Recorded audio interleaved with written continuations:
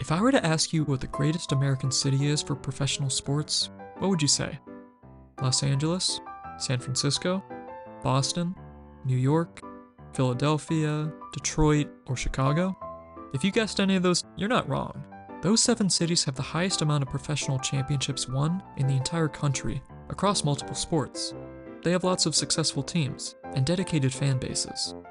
However, the American city with the 8th highest amount of professional championships won is the city of Pittsburgh, Pennsylvania.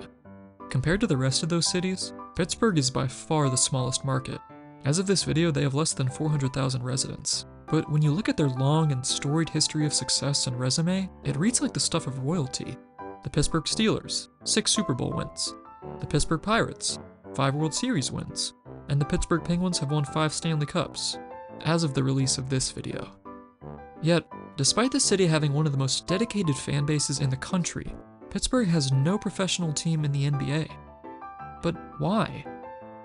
Hello, I'm Uncle Hayes, and with talk of the NBA adding new expansion teams to the league within the next couple of years, today I'd like to tell you the story of Pittsburgh's quest to retain a professional basketball team, from early inclusion to botched business dealings, and finally, the one professional championship the city won for itself, but later had rescinded.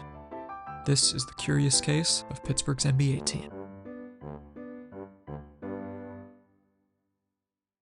Basketball in Western Pennsylvania go way back.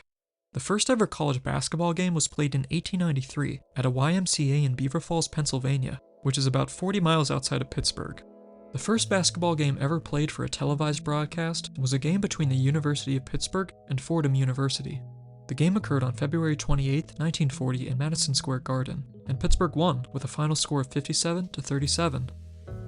Pittsburgh was also one of the first central hubs for black players during the early segregation years of the sport, from around 1904 to 1950.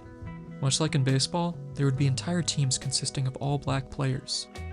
The most famous of these players, arguably, was Cumberland Posey, the son of a wealthy engineer who was a Penn State and Duquesne University alum. Standing at just 5'9" in height, Posey gained widespread acclaim for his talent, and he's often considered to be the best black basketball player in the sport's early history. In addition to being a successful baseball player and manager, Posey had an impressive 20-year-long basketball career that saw him win 5 Negro League championships for 2 of his own teams that he formed and operated, the Monticello Athletic Association and the Loendi Big Five. On the topic of Duquesne University, in 1950, the Duke's All-American forward, Chuck Cooper, became the first black player to be drafted by an NBA team, which was of course the Celtics.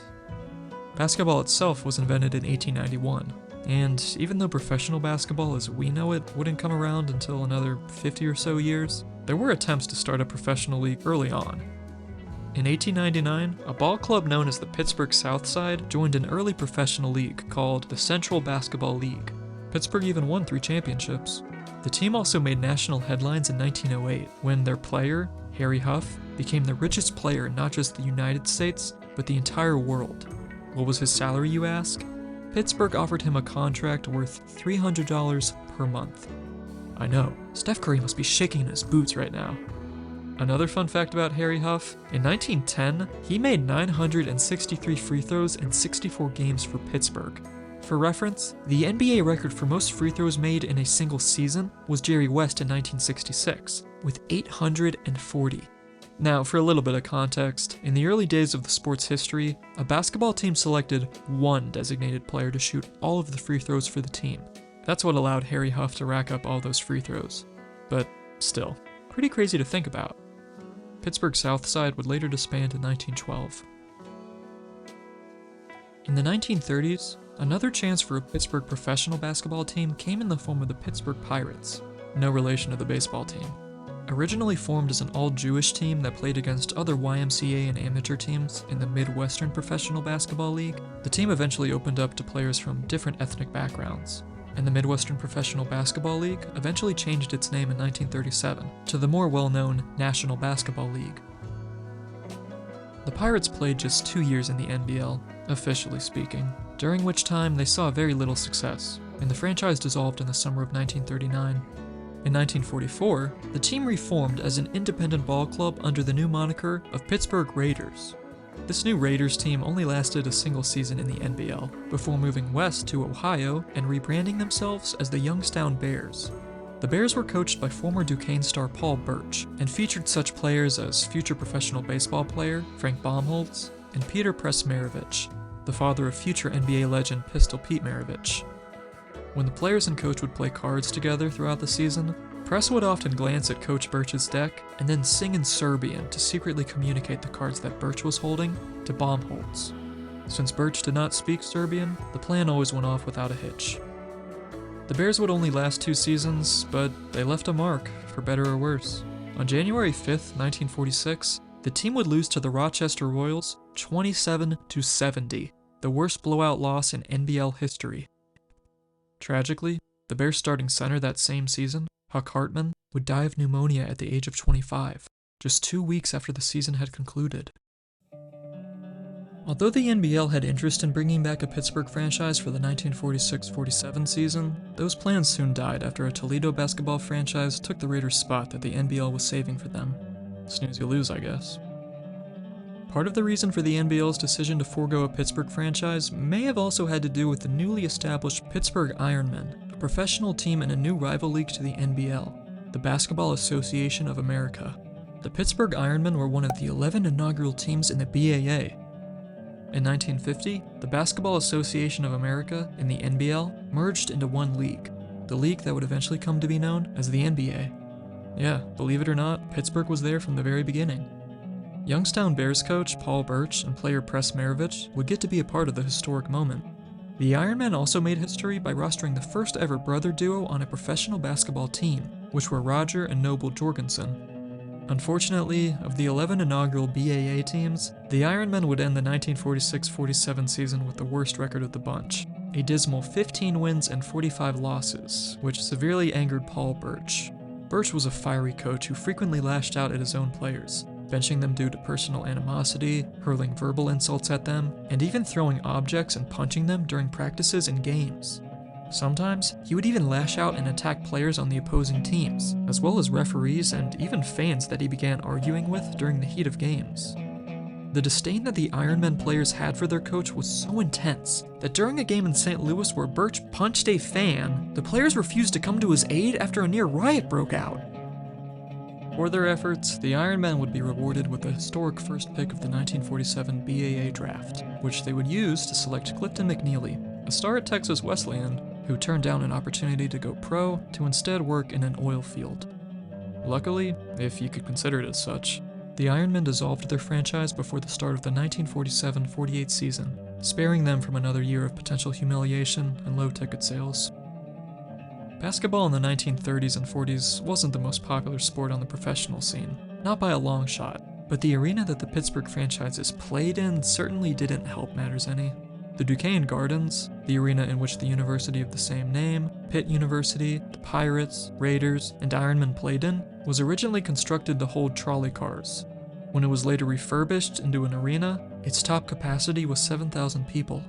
But by 1961, construction on a new civic arena in Pittsburgh was nearly completed. The operation had been spearheaded by the Duquesne Gardens owner, Pittsburgh's very own John H. Harris, who in 1940, along with the help of several hockey arena owners, formed the Ice Capades, an ice skating entertainment show.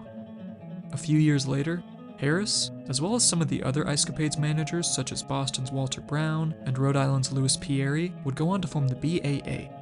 Harris and Pittsburgh didn't get a franchise in 1946, but 15 years later, on Tuesday, January 13th, 1961, the NBA announced that 2 new expansion teams would be joining the other established 8, for a grand total of 10 professional teams.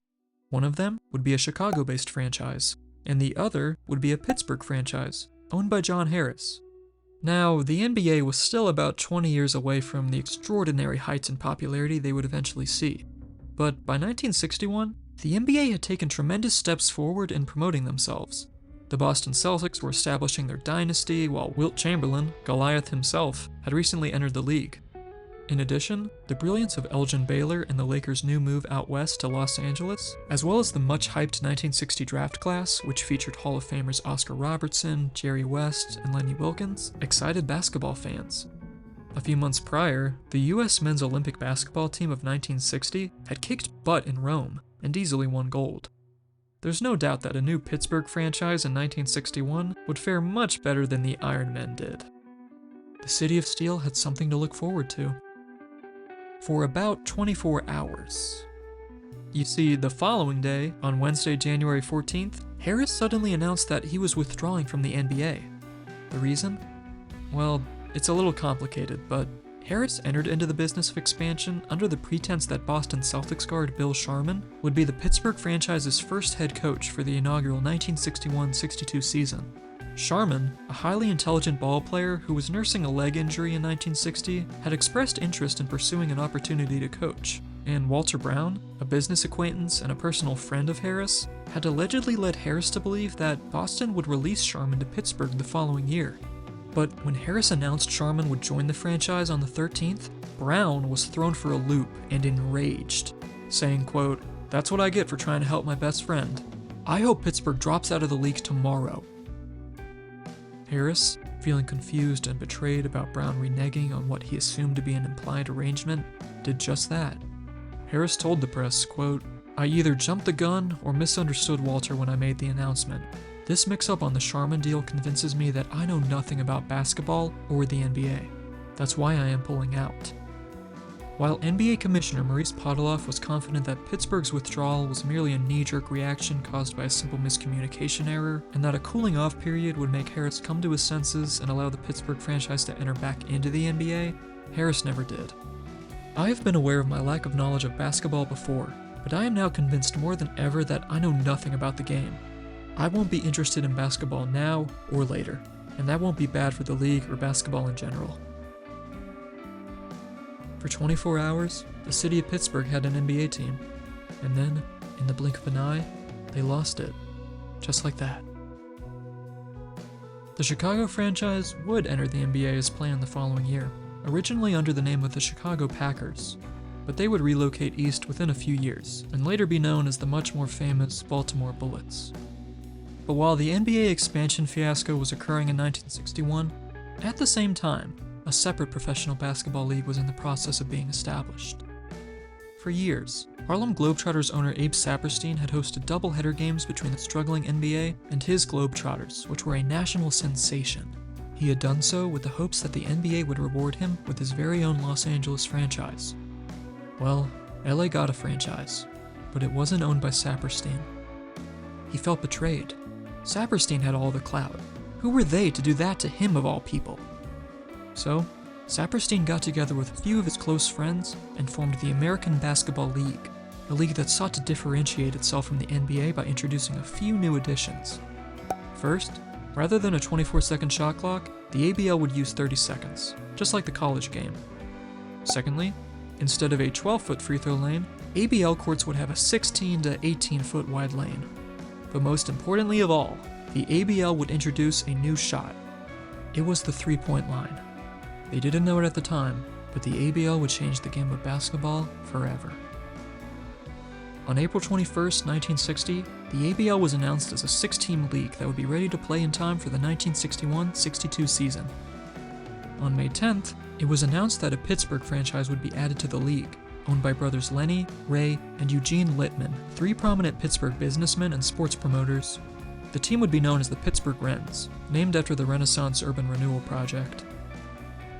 For 8 months, the franchise struggled to secure playing dates at the new Pittsburgh Civic Arena due to the Pittsburgh expansion team in the NBA. If they couldn't even play in the city, what was the point? It got so bad that Lenny Littman eventually began looking elsewhere, and very nearly moved the Rens to Houston. But after John Harris dropped out of owning the Pittsburgh NBA franchise in January of '61, Littman expressed interest in becoming the team's new owner. He ran into a bit of a snag, however, in the form of Ben Kerner, the owner of the St. Louis Hawks, who stood steadfastly opposed to granting Pittsburgh an NBA team. Having been rejected by the big league, Pittsburgh's ABL team was back on the table. Ironically, Sharman would become a coach for a team in the ABL their first season, but it wouldn't be for Pittsburgh. No, that title was bestowed unto old Hoss himself, Neil Johnston, the Philadelphia Warriors star center on the 1956 championship team. Sharman would instead be a player coach for the Los Angeles Jets, But after that team disbanded, he eventually became just the coach for the Cleveland Pipers, the team that won the 1962 ABL championship. The Pittsburgh Wrens were not a team that set the basketball world on fire per se, but they did have one thing that separated them from the rest of the pack. Their 6'8" forward who served as a shining beacon of hope, Connie Hawkins, better known as Connie the Hawk. Born in Brooklyn in 1942 to a blind mother on welfare, Connie was destined for basketball greatness, seemingly from birth. As a teenager, he helped transform Rucker Park into the basketball mecca that it is today. He was so good even as a kid, people would claw their way through the crowd just to get one look at him. The enormous size of his hands allowed him to do almost anything he desired with a basketball, seemingly able to bend the laws of physics at will. His raw athleticism allowed him to fly through the air and deliver thunderous slam dunks the likes of which most people had never seen before. He routinely held his own against other pro players he would match up against. In his junior and senior seasons at Boys High School, he led the team to 2 undefeated city championships.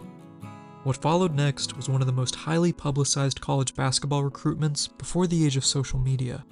But Hawkins eventually agreed to play for the University of Iowa. It seemed as if the world was his, that it was in the palm of one of his giant hands. However, Hawkins would never get a chance to show what he could do in college. In April of 1961, he was picked up by detectives in Iowa and taken back to New York. He was told by the men that they just needed some help in an investigation, and that they would return him to campus in a few days. That investigation, it turned out, was for the 1961 NCAA point-shaving scandal, organized by disgraced former NBA player Jack Molinas. Thanks to some quick thinking and swift action, the scandal never got past the initial planning stage. Yet, Hawkins was still questioned as if he had been in cahoots with the gamblers. Why? Because Molinas had personally given Hawkins, who had been poor for much of his life, $200 to help him pay for school expenses. 6 months after Molinas did that, Connie's brother paid back the $200 loan in full. Hawkins was in no debt to any gambler, he hadn't taken a single dive, nor had he even agreed to shave a single point off a scoreboard. Yet, as far as the police were concerned, they had just caught Connie with a bloody knife in his hand. Not once was he read his rights, and not once was he allowed to speak to a lawyer, as the police held him in custody at the Prince George Hotel for 2 weeks. Connie underwent a grueling questioning process. Hawkins, admittedly not the brightest of students, and somewhat illiterate, unknowingly signed an affidavit out of fear that he would go to prison if he didn't. While he was never formally convicted of anything in the end, the damage was done. He was expelled from the University of Iowa. Shortly after, the NBA made an announcement that no team would be allowed to offer Connie Hawkins a contract. Hawkins had effectively been erased from organized professional basketball in the United States. That was, until the Rens gave him a chance. David Littman, a Pittsburgh lawyer and the fourth brother to the Rens family ownership team, wholeheartedly believed Connie was innocent during the police's investigation of the point-shaving scandal. In the fall of 1961, David introduced Connie to his brother Lenny, and on September 19th, the Pittsburgh Wrens signed a 19-year-old Connie Hawkins. Almost immediately, he set out to prove everybody wrong, to prove that he wasn't a criminal like so many thought he was. He was just in the wrong place at the wrong time. All he ever wanted to do was to play basketball. In the 1961-62 season with the Wrens, Connie averaged 27.5 points and 13.3 rebounds, easily winning the league MVP over every other player. Unfortunately, not many were around to see the Hawk in action. The ABL drew very poorly in its 1.5 years as a pro league. The Wrens could only average around 200 fans a night. Not many other teams did better, though, for what it's worth, the Hawaii Chiefs did pretty well for themselves, relatively speaking. Thus, on New Year's Eve, 1962, Saperstein threw in the towel. The ABL was no more. By June of 1966, talk of the NBA expanding started happening again. The Chicago Bulls had been added to the league the same year, and the NBA was already looking ahead to include even more franchises for the 67-68 season. 2 men from Los Angeles, Dick Vertlieb and Don Richman, who had wanted to own a professional team for some time, joined forces to achieve just that. With an entry fee of $1.75 million, the two were in, and quickly narrowed their search down to 3 potential markets: Cleveland, Ohio, Pittsburgh, Pennsylvania, and Seattle, Washington. Cleveland was the first of the three to go, due to a lack of a strong downtown area, but Pittsburgh seemed promising to Richmond and Vertlieb. The only roadblock in their way was Art Rooney, owner of the Pittsburgh Steelers. Despite not even being involved with basketball, Rooney was a major power broker in Pittsburgh. His opinion and sway over the expansion of professional sports in the city was immense. Nothing, said Vertlieb, could be done without his blessing. Knowing they had to go through him, Richmond and Vertlieb flew to Pittsburgh to meet with Rooney. However, rather than meeting the senior, they instead met the junior, his son, Dan Rooney. Dan informed the two men that his father wasn't even in Pennsylvania. Rather, he was at the Kentucky Derby, and he relayed their message to his father. Art was interested, so much so that he allowed Richmond and Vertlieb to fly down to Kentucky in his private jet to have a meeting at Churchill Downs. Elated, the two men arrived at the Kentucky airport and were subsequently picked up by Art Rooney in his limo.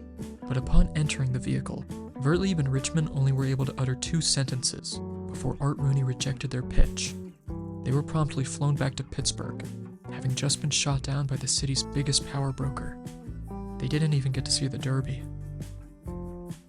Having been involved in the recent creation of the Pittsburgh Penguins, it's likely that Rooney didn't believe that 4 professional sports teams would be able to sustain themselves individually in Pittsburgh.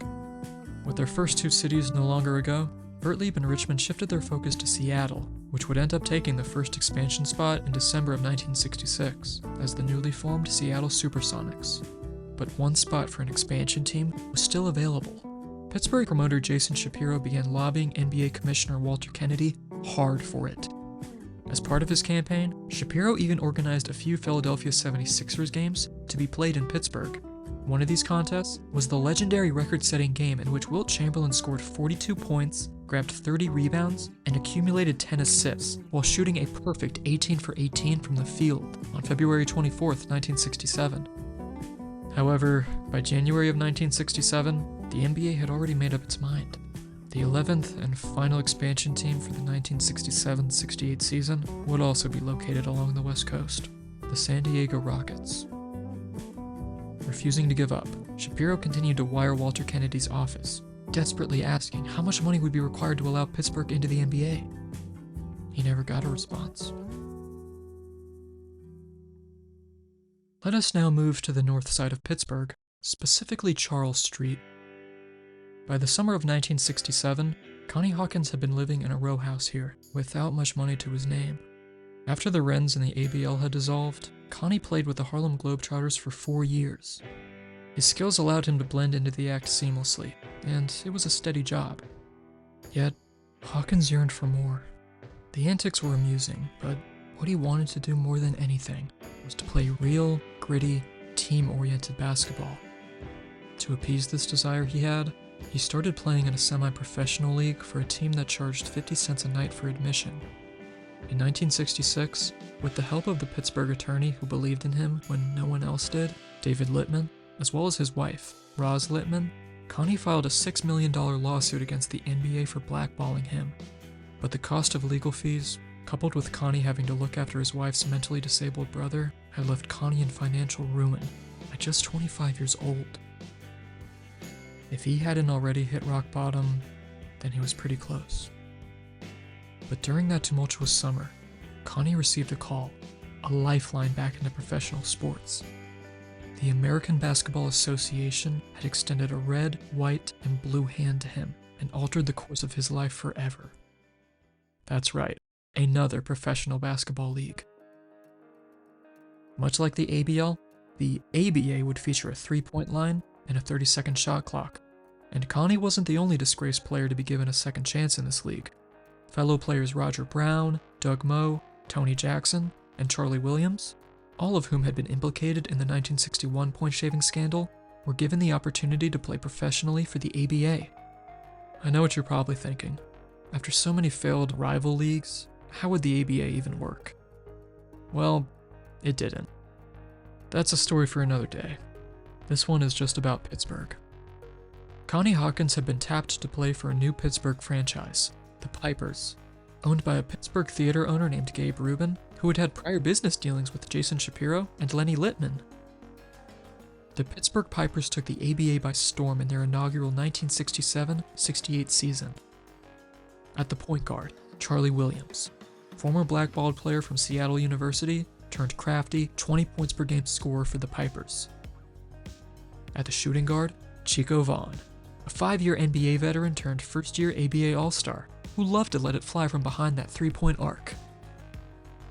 At small forward, Art Heyman, the former Duke star and first overall pick in the 1963 draft, who the Pipers acquired from the New Jersey Americans in December of '67.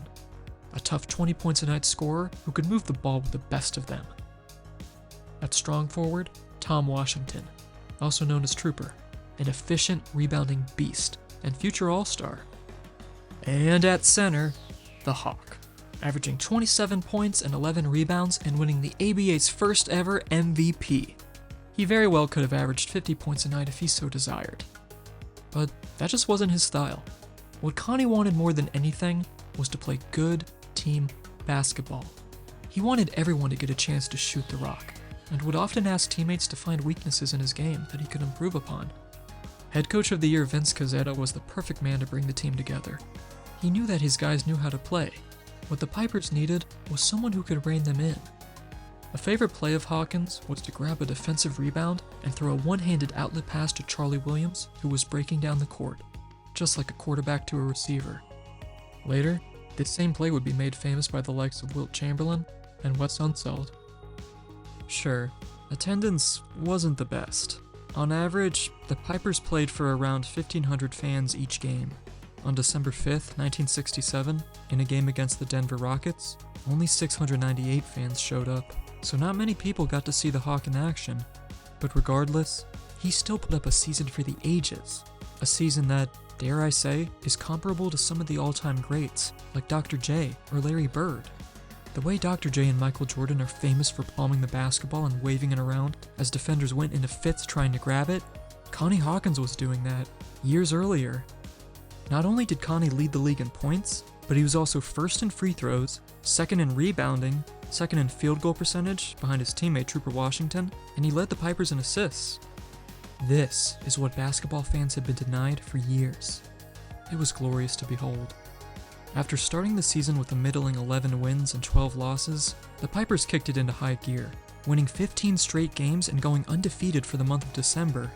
From that point forward, they breezed their way through the season.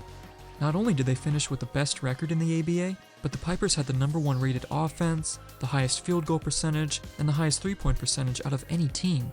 The Pipers had a solid front court rotation, with Ira Harge early in the season, as well as Craig Dill and Willie Porter, and then in the backcourt, you had guards like Jim Jarvis and Barry Leibowitz. It's said that Hawkins would always carry a $100 bill in his pocket, and right before every game was about to start, he would hand it off to his coach to keep until the game was finished. ABA player Gene Littles reasoned that, because Connie knew what it was like to lose everything in an instant, he wanted to know that if such a thing ever happened again, at least he would always have a $100 bill. In the playoffs, they barnstormed past Roger Brown and the Indiana Pacers, Mel Daniels and the Minnesota Muskies, and met up against the New Orleans Buccaneers in the finals, headed by assist leader Larry Brown, all-star guard Jimmy Jones, and Doug Moe, the two-way monster who finished second behind Hawkins in the MVP voting that year. New Orleans pulled one over on the Pipers, taking a 3-2 lead and nearly winning in Game 6. But then, the Hawk took over, dropping 41 points, with an additional 32 and 10 coming from Charlie Williams. After the Pipers won that game, and the team was heading back to the locker room, a fan with a physical condition unintentionally spit on Art Heyman, which caused Heyman to haul off and punch the fan square in the face. Heyman was nearly arrested by the police, which meant he almost missed the sold-out crowd of 11,457 fans who showed up at the Civic Arena back in Pittsburgh for Game 7. On that fateful May 4th night, 1968, the Pittsburgh Pipers won the first ABA championship, 122-113. In the locker room, players wept. Players who had had their livelihoods taken away from them, players who were deemed not good enough to play at the pro level, that didn't have what it took to win. When no one else would give them the time of day, the Pittsburgh Pipers gave these guys a second chance. It was glorious. And then they started doing wrong! Alright, so the very next year, Gabe Rubin decided to move the Pipers to Minnesota. I mean, I know they weren't going gangbusters in Pittsburgh, but he moved the champions to a market that had already lost one franchise, the Minnesota Muskies, who did even worse financially that first season than the Pipers did. The Muskies were in such financial turmoil that first season that they had to give away their superstar Mel Daniels to the Pacers for less than what he was worth, and also relocate the team to Miami, Florida. Giving Daniels to the Pacers was a decision that changed the course of ABA history forever. The primary reason for the Pittsburgh Pipers' move was a Minnesota attorney named Bill Erickson, who had bought a majority interest in the team that offseason. Although, another reason for the move from Pittsburgh to Minnesota was mainly just for optics. You see, George Mikan, the ABA's first ever commissioner, was hesitant to take the job. In fact, he did very little work in organizing the league in 1966 and 67, other than allowing the owners to give his name to investors, which established at least some credibility to the ABA. But once Mikan did accept the job, he gave the other owners a stipulation that the league offices would have to be located in Minnesota. You see, Mikan was practicing business in Minnesota, and he wasn't willing to give up his career for a league that may or may not even exist in a few years. It drove the other owners and promoters crazy. They constantly asked Mikan to move the league office to New York, so keeping an ABA team in Minnesota was sort of Mikan's way to justify the location of the league's base of operations. Kinda. Vince Cozzetta wasn't too pleased with the move, and when Gabe Rubin did not offer him a higher salary to cover the expenses to relocate his family out of Pittsburgh, Rubin promptly fired Vince, and then proceeded to call him an overrated and lousy coach to the press, and say that the Pipers had managed to win in spite of his coaching. Yeah, real professional. To replace him, Rubin hired a man named Jim Harding, who had some experience coaching in college, but no experience in the pros. Whereas Vince was a calm, voice of reason type coach, Harding was a screamer who would flip out on his team every time they lost, and treated the players more like students rather than adults. The first time Harding ever saw Connie, he reportedly said, "So that's the best player in the ABA?" Harding was the kind of guy who played his starters 40+ minutes, in a preseason game. His practices were also brutal. Rather than running 2 practice sessions each day, Harding would run 3, in the morning, afternoon, and evening. His players started racking up injuries fast, and because Harding insisted on playing only 6 players each game, there was hardly any time for the guys to recover from an injury. Hawkins only played 47 games in the 68-69 season, after blowing out his knee, and he had to miss the All-Star game as a result. But Charlie Williams and Tom Washington were nominated in his place. This brings us to the 1969 All-Star Banquet, which was the final nail in the coffin for Jim Harding. Both Williams and Washington were given the wrong time for the banquet, so once the ceremony started and their names were called, they were nowhere to be found. Gabe Rubin assumed that something must have happened, while Harding began to vocally berate and threaten heavy fines against both Williams and Washington. Then, Rubin and Harding began to beat the ever-loving crap out of each other, right in front of everyone. Punching, clawing, spitting, the whole 9 yards. It was ridiculous. As you might imagine, Harding didn't last too long with the team after that. The Minnesota Pipers went 36-42 in 1969, averaging 2,263 fans a night. They were so desperate that the price for a ticket to a Pipers game was lowered to just $2. I know $2 in 1969 is worth more than it is today, but still, can you imagine paying that low for a professional game? That's pretty crazy to think about. The Pipers lost to the Miami Floridians in the first round of playoffs, which, ironically, was the team that used to be the Minnesota Muskies. After the season had finished, Connie Hawkins finally won his lawsuit against the NBA, and promptly ditched the Pipers to sign with the Phoenix Suns in the summer of 1969. Coming off of knee surgery, Hawkins never quite soared to the same heights that he had before his injury. But it was great to finally see him play in the NBA, the league that he wanted to be a part of for so long.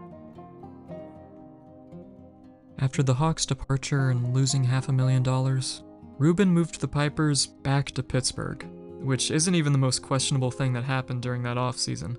It's said that during the 1969 draft, Rubin was using a 1968 basketball magazine to scout potential talent. Yeah, he was scouting players that had already left college and were playing in the NBA. Pittsburgh ended their final season under the Pipers' name with a sad 29-55 record in 1970, before Rubin sold the team to Haven Industries in the offseason, and with new ownership came a new name.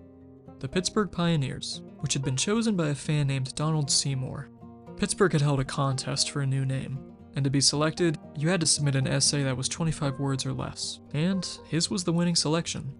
However, later in July of 1970, a woman sued the team for picking Seymour as the winner, despite the fact that his contest entry explanation for the team's new name was actually 57 words, not 25 or less.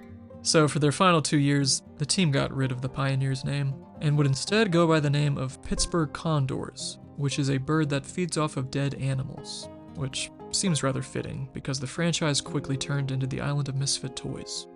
Well, more so than they already were. At the center of it all was John Brisker, a 6'5" power forward who was as talented as he was mean. And that's saying something, because this is the kind of guy that would bring a gun into the dressing room, be late to one of his own games because he was too busy beating up a teammate, and just physically destroy guys on the court. There's a reason he was called the heavyweight champion of the ABA. Guys were scared of him. He was a tremendous talent, able to score 50 points on back-to-back nights, he could rebound with the best of them, and could even dribble and create his own plays. In his best seasons, 1971 and 72, he averaged 29 points and 9.5 rebounds, but he would just consume games, constantly asking for and being fed the ball on almost every possession, and shooting the rock whenever he got the chance. He was a heck of a player, but the team saw very little winning under his watch. Some other notable players included Stu Johnson, a talented 6'8" forward who would make 3 All-Star games after leaving Pittsburgh in 1972, but also someone who was well known for his lack of effort on the defensive end, reportedly never once diving for a loose ball in his 9-year career. Then there was George the Tipper Thompson, who got the name Tipper because of his ability to follow through and tip in shots that he missed, despite standing at just 6'2" inches tall. There was also Skeeter Swift. I don't have anything to say about his actual talent, but his name is pretty awesome. Skeeter Swift.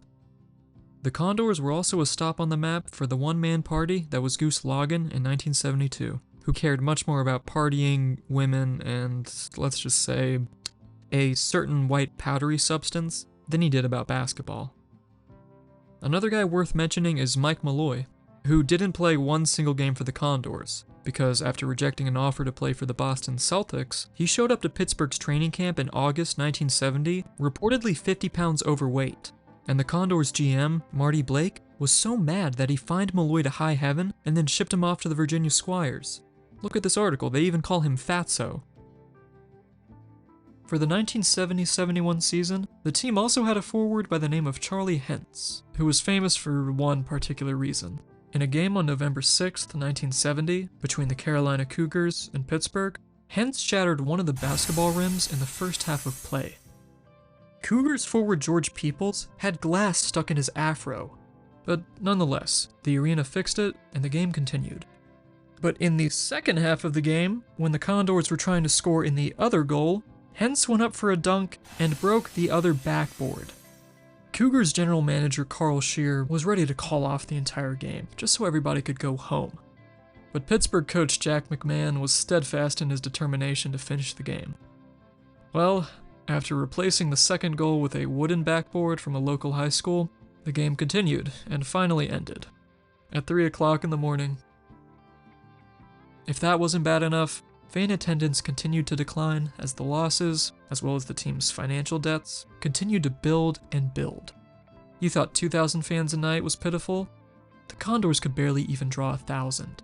The phone lines in the Civic Arena had to be shut down and moved constantly around the venue because the Condors wouldn't pay their bills or rent. Every game was like playing roulette. The radio broadcasting team never knew where they would be stationed next. One evening, the Condors hosted a cupcake night where one lucky fan would win 1,000 cupcakes. But when they announced the winner at halftime and had the guy come out onto the court, the person happened to be a diabetic.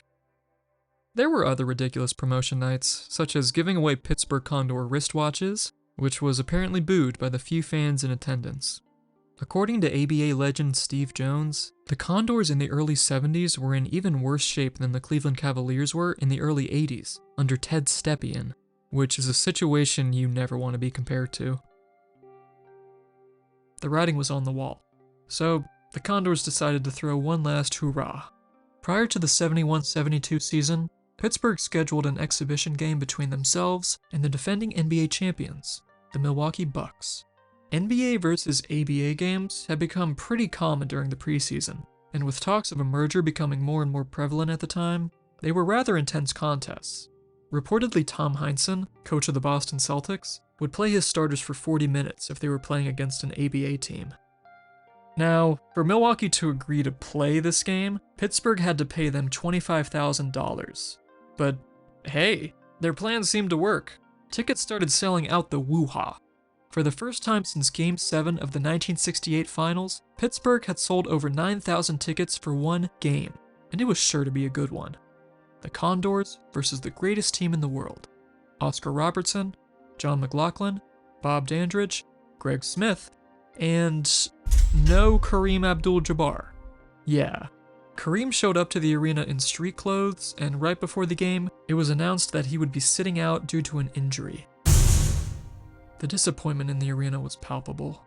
Despite not having their big man, Milwaukee still won, 129-115.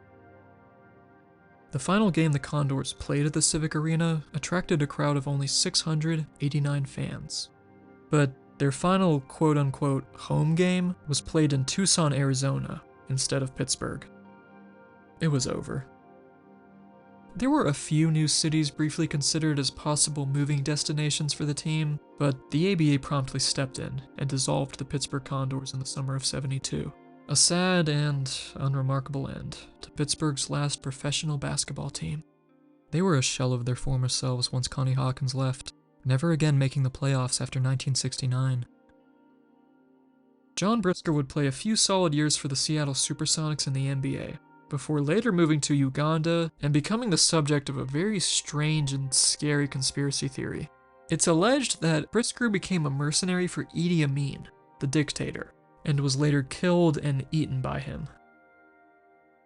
When the ABA dissolved as a league in 1976, 9 years of records and accolades disappeared into thin air.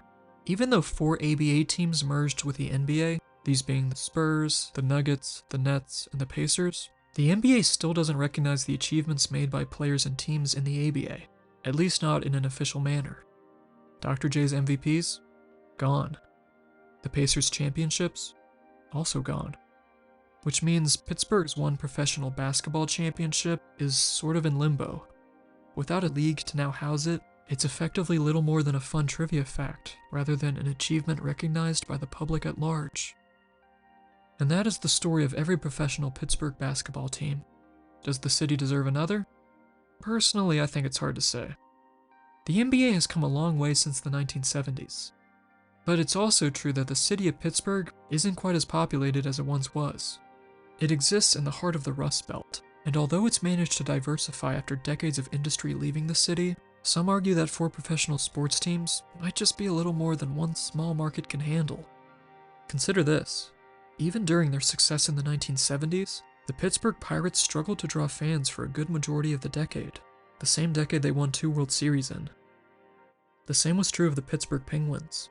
Despite winning back-to-back championships in the early 90s, the team really struggled financially, even going bankrupt in 1998. In fact, it was only around the mid-2000s that the team started doing really well financially. For a long time, the Steelers were the only Pittsburgh team that had a strong following. But that's the thing about sports engagement. It's always changing. One decade, you may have a team that stagnates or dips in popularity. But before you know it, the pendulum might swing the other way. It's all a matter of timing, the personnel, and the story that a team can bring to a city. That's the mark of a special connection franchises have with their fans. More than anything, sports can bring people together in a way that not many other things can. But what do you think? Which city do you think deserves a new NBA expansion team? This is Uncle Hayes, and I hope you have a good day. Take care.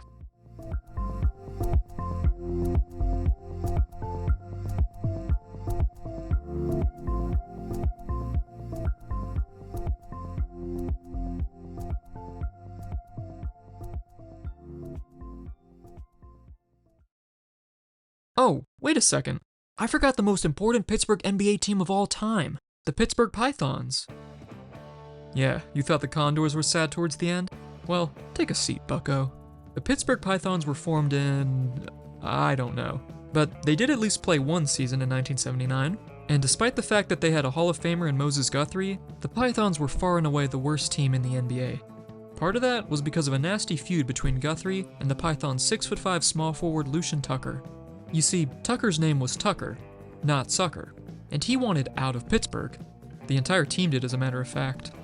Coach Jock Delaney couldn't do anything to stop it since his players didn't even respect him, and also because team owner Mr. Tilson was a literal man-baby, so when the entire team except Moses walked, he was no help at all. The only personnel member who seemed to be of any help was the Pythons' loyal ball boy, Tyrone Millman, who, after meeting with an astrologer, came up with a radical new idea. If every player on the Pythons was a Pisces in order to match Guthrie's star sign, surely the team would unlock their full potential. Not a bad idea. I mean, Pisces always respond to logic. Despite some initial hesitancy at first, Pittsburgh eventually flipped their entire roster and changed their name to the Mighty Pisces. Their new play was stylish, kinetic, thanks to some new players like Reverend Grady Jackson, Jackhammer Washington, Jamal Truth, and Setshot Bufford. They were the perfect guys to complement Guthrie's skills, and Fish Fever swept Pittsburgh as the team made it all the way to the finals. I tell ya, stuff like that can only happen in the movies.